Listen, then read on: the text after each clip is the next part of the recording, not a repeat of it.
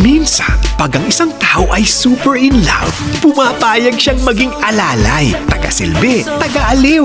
Ang mahalaga, matupad din sa mga pangarap niya. Kahit na mailagay ako sa likuran na walang nakakakita sa akin, masaya na ako doon. Ganyan si Nikki kay Sam, sa boyfriend niya na rising star. Ilang beses ko bang sinabi sa inyo na musika ang aking pangarap? Balang araw magiging sikat ako. Gusto ko nang umalis dito. Sumama ka sa akin. Okay ka na sa akin. Di mo naman ako iiwan kahit wala akong makeup, di ba?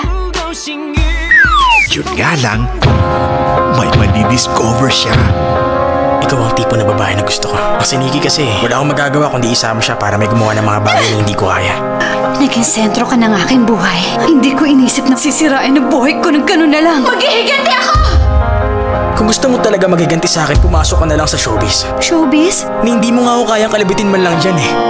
Ngayon, ang dating ultimate fan, mag-aartista na rin. Ito nang simula. Ito nang katuparan ng mga plano mo.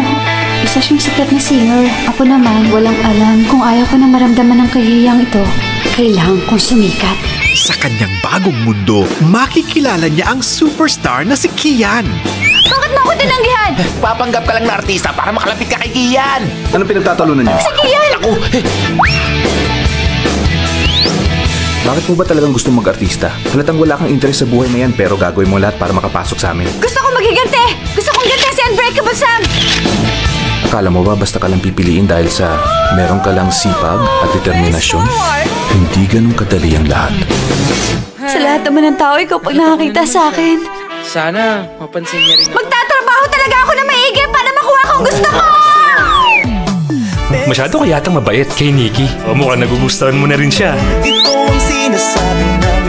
Nagdesisyon na akong hindi na ulit mai-in love. Sino nga ba ang super panalo sa puso niya? Ang kanyang first or newfound love? Isa na namang surefire hit from the first and true home of Asian novellas, starring Super Juniors Dong Hae at Siwon, with one of Taiwan's most adored actresses, Ivy Chen, sa isang super kulit, super kilig Asian drama, Skip Beat, ngayong February 24 na sa ating Kapamilya Go!